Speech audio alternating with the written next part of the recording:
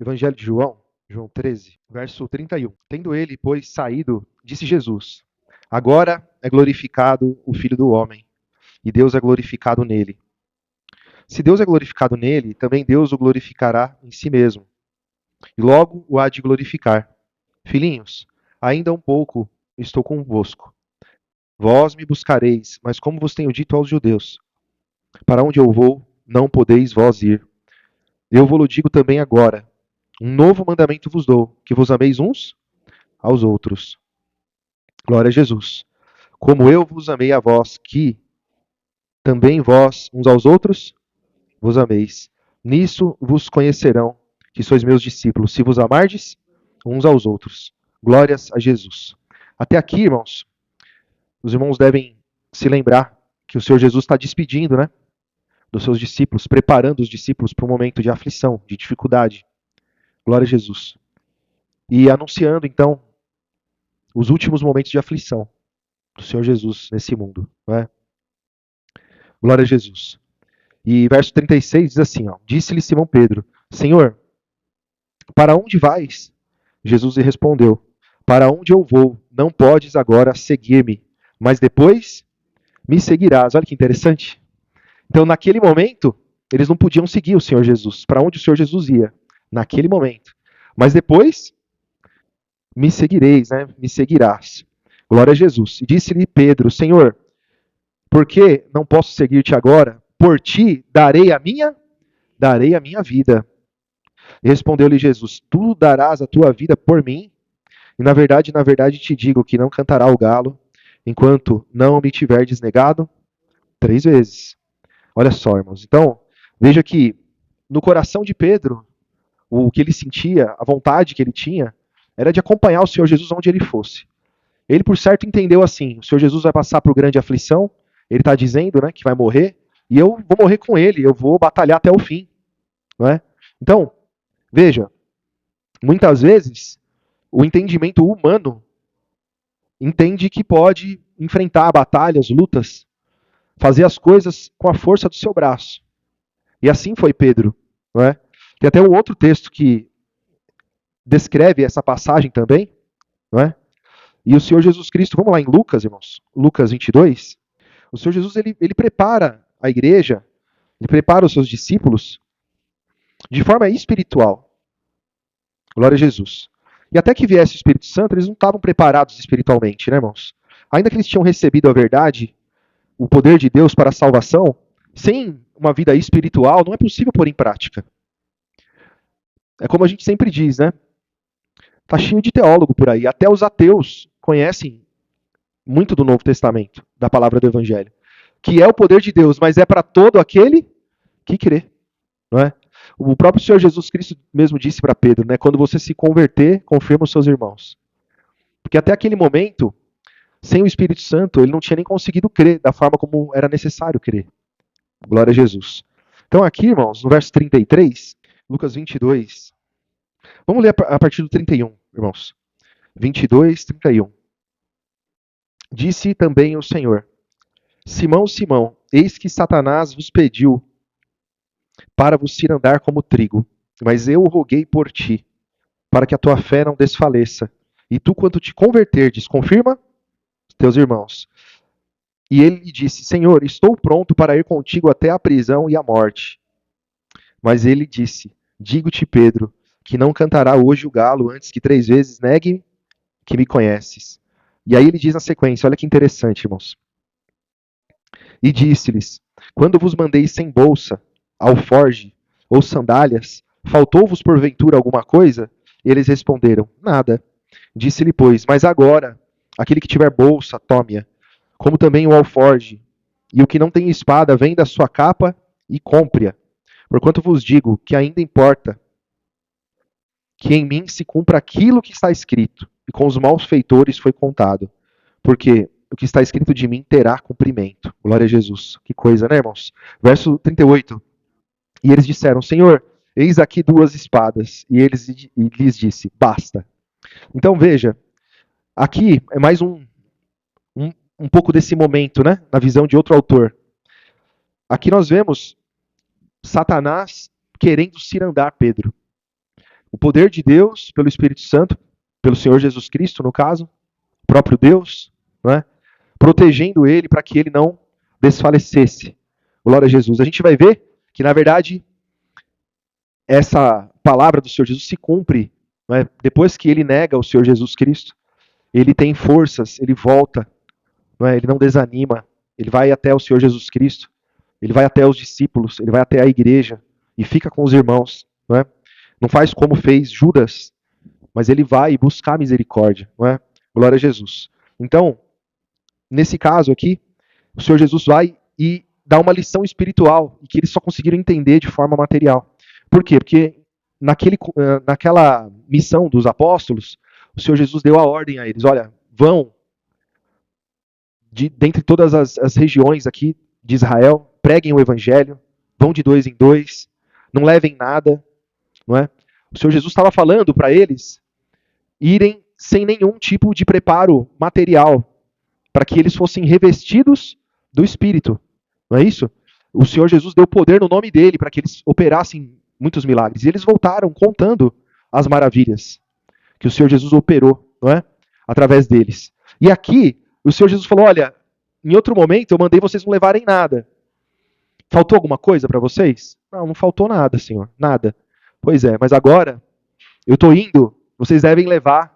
Então agora com vocês bolsa, alforge, espada. E o Senhor Jesus falava das coisas espirituais.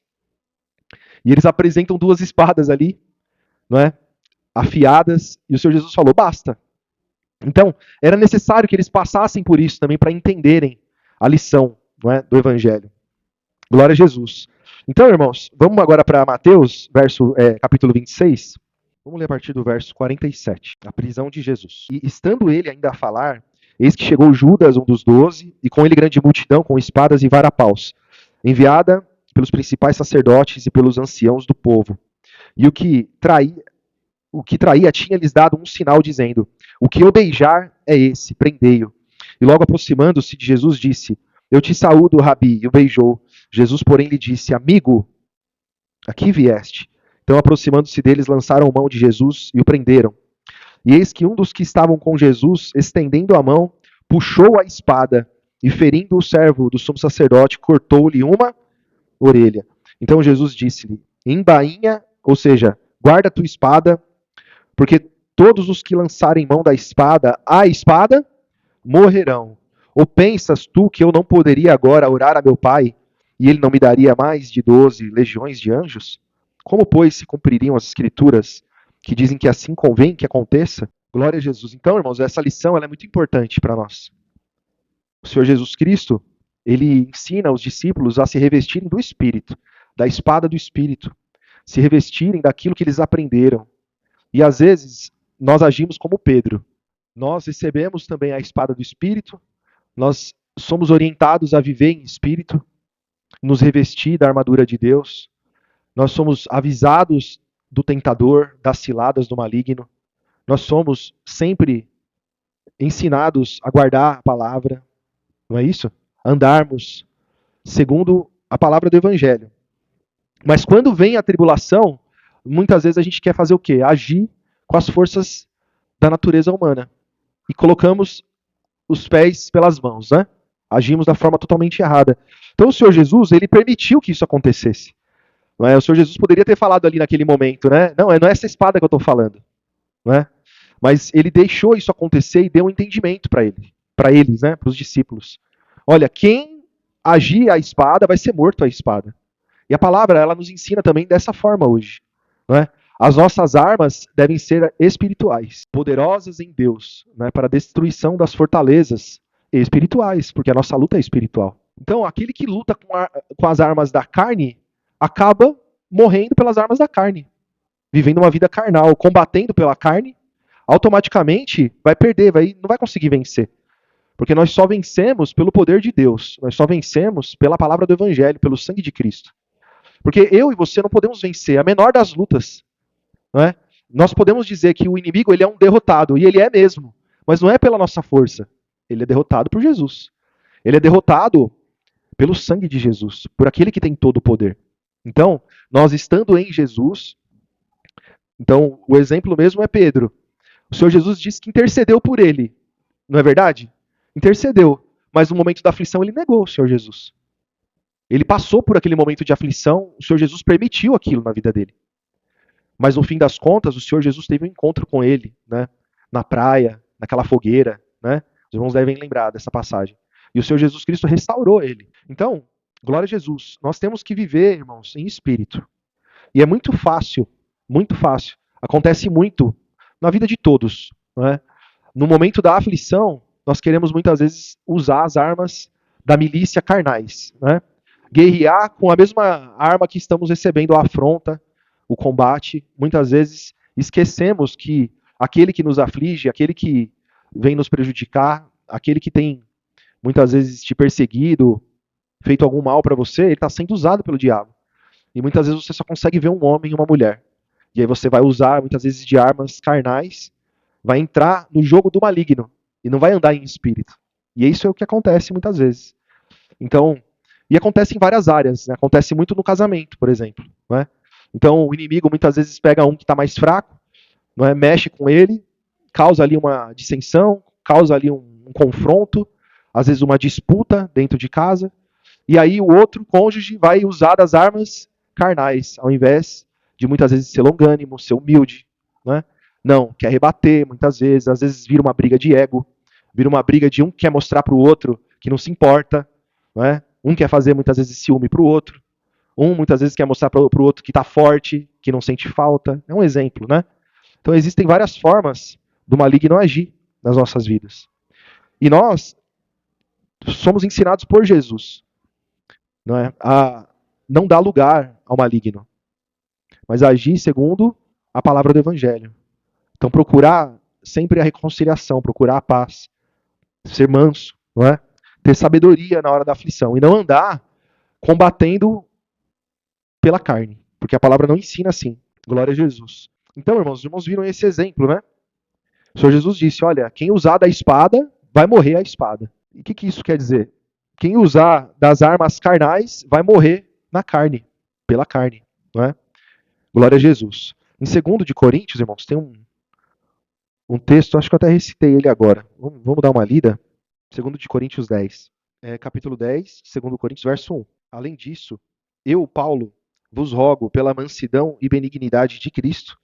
Eu, que na verdade, quando presente entre vós sou humilde, mas ausente ou ousado para convosco, rogo-vos, pois, que quando estiver presente, não me veja obrigado a usar com confiança ou ousadia que espero ter com alguns, que nos julgam como se andássemos segundo a carne.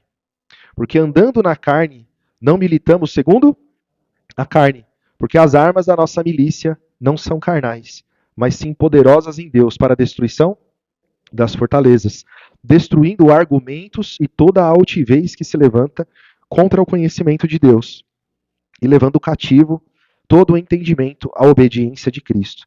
Glória a Jesus. E estando prontos para vingar toda a desobediência, quando for cumprida a vossa obediência. Então, dá para entender, irmãos, que alguns da igreja de Corinto consideravam o apóstolo Paulo um homem carnal, não é? Um homem talvez fraco. Falavam dele pelas costas, talvez. Ele não era considerado um homem espiritual, não é? Então veja, que o apóstolo Paulo, ele queria exortar os irmãos, motivar. Os irmãos percebem nas cartas aos Coríntios, né? Que ele trata vários problemas da igreja.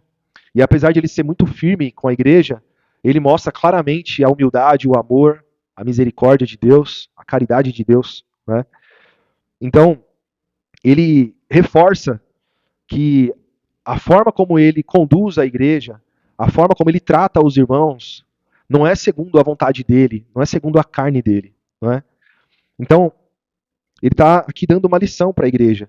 Então, veja, é uma situação que também acontece bastante, né? Já pode ter acontecido também conosco, mas é muito comum, né, nas igrejas, levantar questões, debates, brigas de ego, de vaidade no ministério, um contra o outro, vaidade, disputa de força, disputa de, como eu posso dizer, quem tem mais popularidade entre os irmãos. Às vezes acontece isso também. Então começa de um lado e o outro lado não percebe, entra na briga, começa-se uma disputa para ver quem que tem mais seguidores, vamos dizer assim, dentro da igreja, quem é mais amado, quem é menos amado, né? E na verdade, a igreja ela deve discernir esse espírito, discernir que entrou uma peleja dentro da igreja, entrou uma contenda, né? E aí deve-se agir expondo, né, claramente, como o apóstolo Paulo disse aqui, né? Verso 2, ó. Rogo-vos, pois, que quando estiver presente, não me haja obrigado a usar de confiança, com confiança, da ousadia que espero ter com alguns, que nos julgam como se andássemos segundo a carne. Porque andando na carne, não militamos segundo a carne. Porque as armas da nossa milícia não são carnais, mas sim poderosas em Deus para a destruição das fortalezas. Então, quando existe algum tipo de conflito como esse que eu citei, a verdade ela fica evidente através daquele que vai agir segundo a palavra. Então você vê quem foi que seguiu segundo a palavra, quem foi que seguiu segundo a carne. Quem foi a favor de uma disputa, de uma separação, de uma briga, de um prejuízo para a igreja, e quem foi a favor da união, da reconciliação, do perdão. Né? Então, quando existem esses confrontos, a gente vê direto isso, né? Até na mídia, né? Tem grandes pastores, gente conhecida, às vezes a gente fica sabendo, não, houve um racha numa igreja, houve uma briga, que aconteceu isso, aconteceu aquilo. Aí ficam as pessoas especulando, né? Quem foi que foi o pivô, quem foi que fez isso ou fez aquilo. Né? E na verdade, as coisas até esse tipo de conflito até pode acontecer, né? Mas se acontecer no nosso meio, se por acaso acontecer algum tipo de conflito, nós temos que olhar sempre da forma como a palavra ensina e seguir em oração, né? Então, no momento de um conflito, muitas vezes a gente não sabe o que está certo e o que está errado. A gente já viveu isso, né? Às vezes o embaraço é tão grande que você não sabe o que fazer. Então não é a hora de você tomar nenhuma decisão, é a hora de você orar, é a hora de você chorar, muitas vezes, né? De buscar o perdão, de abraçar, de procurar uma reconciliação e nunca uma separação, né? Então, esse é um exemplo de alguém, quando procura a separação, o conflito, de alguém que está nas armas carnais, numa briga de vaidade, de ego, e alguém que está buscando pelo Espírito a união, o perdão, sofrer junto, né? Tentar entender o que está acontecendo. Então é mais um exemplo. Né? Então eu dei o exemplo do casamento, agora dei um exemplo, mais um exemplo que pode acontecer na igreja também. Não é? Então em Efésios, irmãos, vamos lá no Efésios 6. A gente sempre lê Efésios 6, né, irmãos? Glória a Jesus por isso, né? Verso 10. Porque aquele fato daquela aflição no momento da prisão e morte do Senhor Jesus Cristo, o Senhor Jesus Cristo, naquele momento, deu lições para os discípulos, avisando das aflições que eles passariam. Um momento longe do Senhor Jesus, distante do Senhor Jesus, um momento de angústia. Mas o Senhor Jesus prometeu, vocês não vão ficar sós, é por pouco tempo. Né? Glória a Jesus. E mesmo assim, eles entraram em grande aflição. Ficaram perdidos, não é? Em um determinado momento ali. E na nossa vida, irmãos, quando o Senhor Jesus ensina, avisa como que seria a nossa vida, que seríamos perseguidos pelo seu nome, que seríamos mortos, e as pessoas, para os irmãos verem como que o embaraço do maligno é grande, as pessoas nos matariam e achariam que estariam fazendo uma obra de Deus, algo que agradasse a Deus, estivesse fazendo algo de bom, segundo Deus, né? Para os irmãos perceberem como que o maligno ele não tem escrúpulos, né?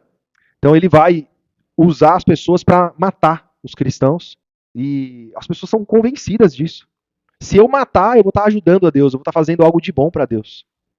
Então o embaraço é muito grande.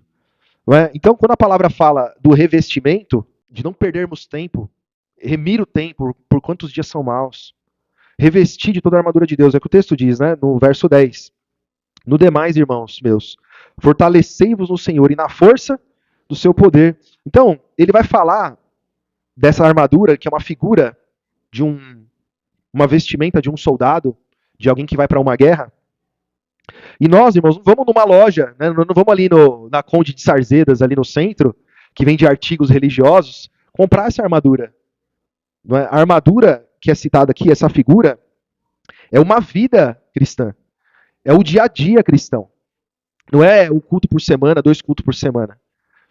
É estar congregando com os irmãos, é em casa, estar em comunhão com a palavra, é estar em oração, meditando na palavra, é viver ouvindo louvores, cantando, salmodiando, não é?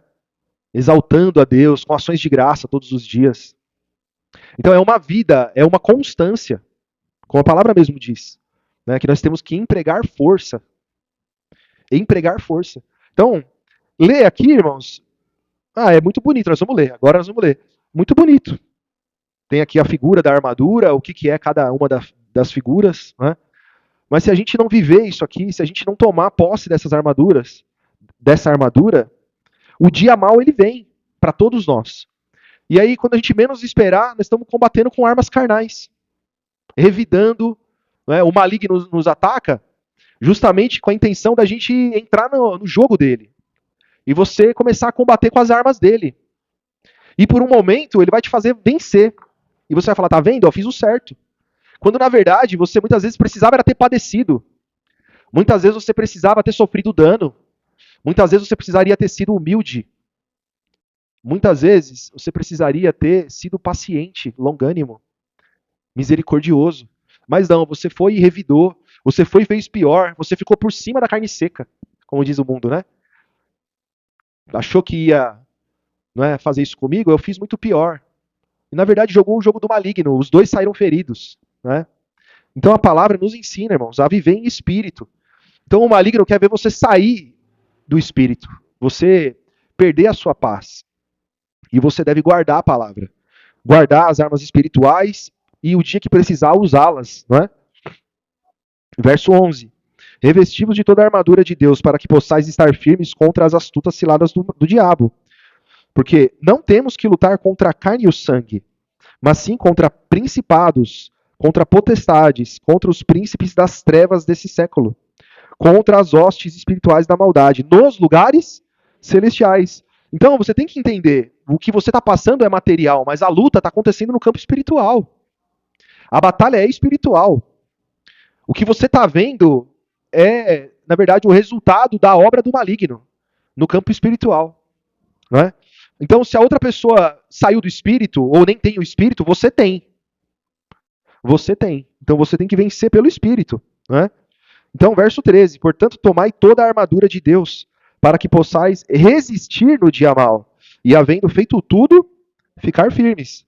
Estais, pois, firmes, tendo cingido os vossos lombos com a verdade, e vestida a couraça da justiça. Então, independente do que fizeram para você, você não vai sair da verdade. Não é?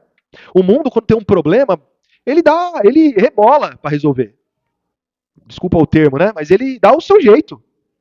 Ele dá um jeito de resolver. Se precisar fraudar, ele vai fraudar. Se precisar mentir, ele vai mentir. Ele vai dar um jeito de se livrar daquela situação. E nós não. Eu vou guardar a verdade. Eu vou andar em justiça. Não é? Eu permaneço firme. Verso 15. E calçado os pés na preparação do evangelho da paz. Então eu conheço o evangelho. Calçar os pés é ter entendimento. Eu só tenho entendimento, irmão, se eu tiver constância no evangelho. Se eu viver o evangelho. Não é? Então, se você faltar em todas as aulas no dia da prova, você não vai lembrar. Você não vai saber, porque você nem esteve lá. Na escola é assim, né? Aí na escola a gente cola, né? Colava, né? Colava na escola. E muitas vezes fraudava ali o processo de avaliação, né? A vida espiritual não tem boi. Outra linguagem dos homens, né? Mas é para os irmãos entenderem. Não tem café com leite. O maligno veio para destruir. Não vai ter uma oportunidade, não vai ter recuperação. Da parte do maligno, não, né? A misericórdia de Deus tem, sem dúvida nenhuma. Mas muitas vezes, irmãos, nós padecemos muito, sofremos durante muito tempo, é muito prejuízo. Porque não guardamos a palavra, porque não estamos calçados os pés na preparação do evangelho da paz.